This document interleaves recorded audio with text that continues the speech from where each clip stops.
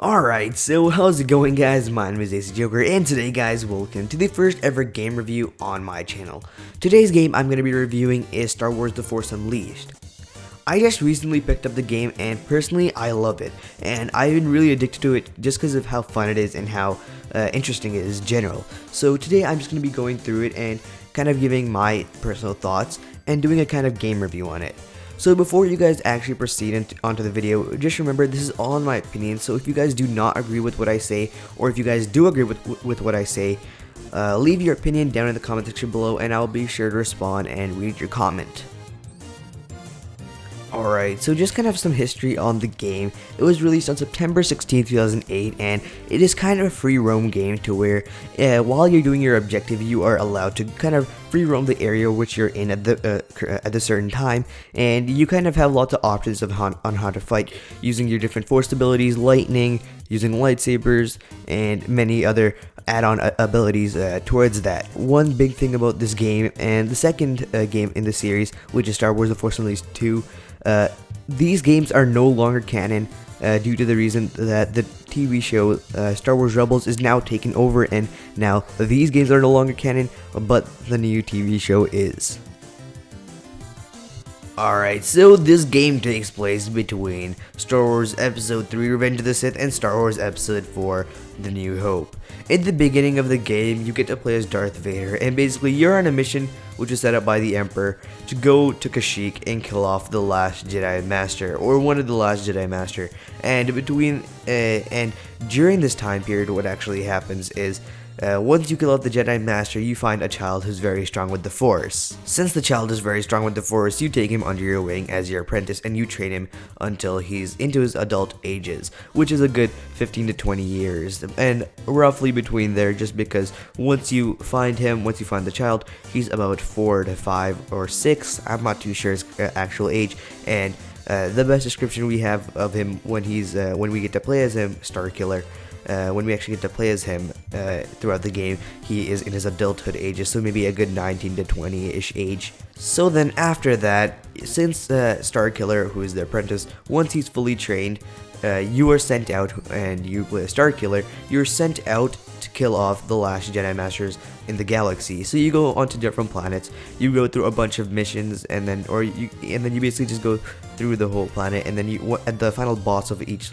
kind of planet or stage will be the Jedi Master. So until the halfway point or mark of the game, you're basically just trying to find all the kind of Jedi Masters and kill them off. Once you reach the halfway mark in this game, there's a cutscene that turns everything upside down.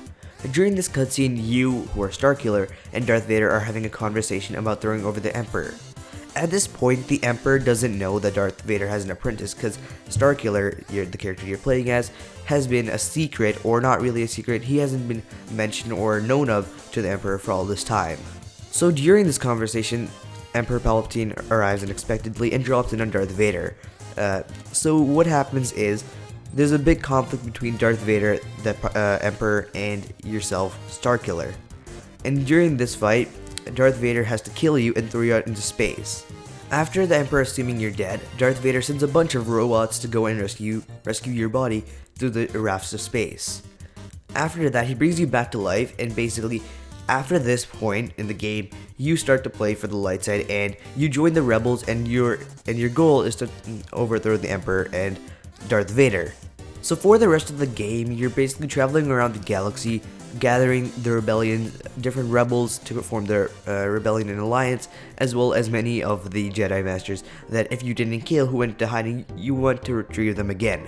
And once all that happens, you're basically forming a team to attack the Emperor and Darth Vader. And finally, after all that, you and the rebellion go and confront the Emperor and Darth Vader. The final boss fight goes a bit like this.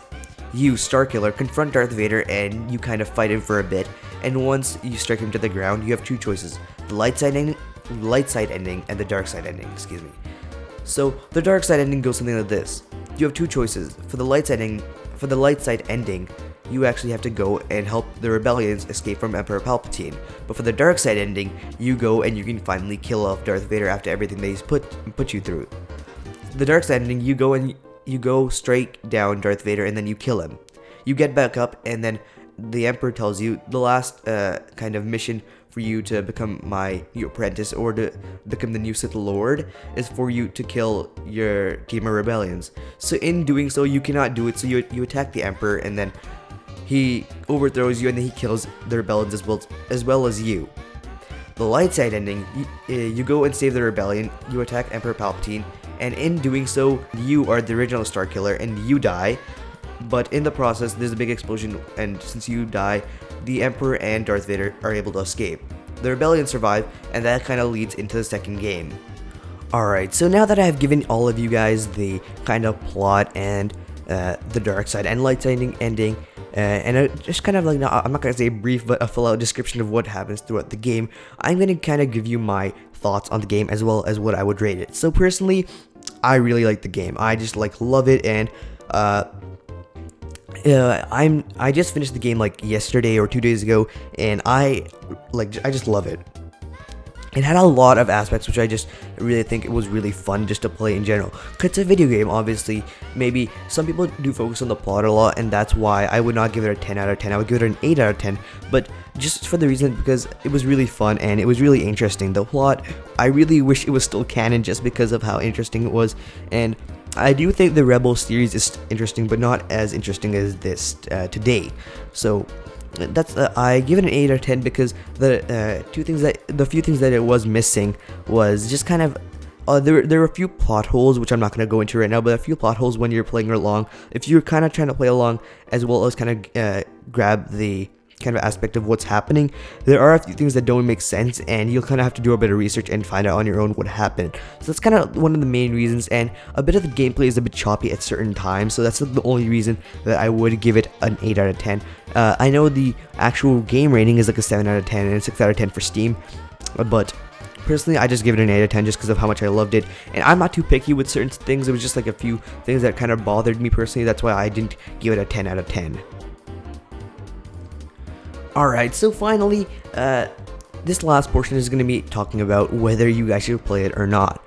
Personally, I do think if you are a Star Wars fan and you are a fan of the canon and non-canon series in Star Wars universe, do play this for sure. It's going to be amazing. And if you're just a video game fanatic who likes like mindless violence, go for it. It's amazing. And that's one thing that I really like what this game did is once you have your lightsabers and your force abilities, you can just go ham with it. You can do whatever the hell you want in the game, and it really doesn't matter. It's really just mindless violence. As well as the second game, if you guys have seen the game, it's like you have you're dual wielding lightsabers, and it's just fucking amazing.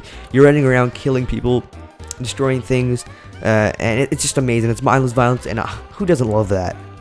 So in the end, I do recommend that you guys do pick up this game. But if you're really picky and don't really like plot holes, I would still say give it a shot, but you might not enjoy it to the fullest as much as I did. Alright, so I hope you guys have enjoyed this video. If you guys did, drop a like down below, comment, like, subscribe, do all these jazzy things. And this is kind of my first game review, so sorry if a few things took a bit longer. I should script it next time, but I feel like just saying my mind or saying what's on my mind would be better. But sometimes I should kind of give it a base, but and I will work on the next few game reviews. But if you guys did enjoy this one, drop a like, comment, subscribe. Drop your opinions down in the comment section below. Tell me how I did, what I can improve on, and what your thoughts are on the game, and if you haven't played it, whether or not you'll play it or not. But anyway, until the next time, guys, I hope you guys have enjoyed. I've been Ace the Joker, and I'll see all of you beautiful people in the next one. Peace.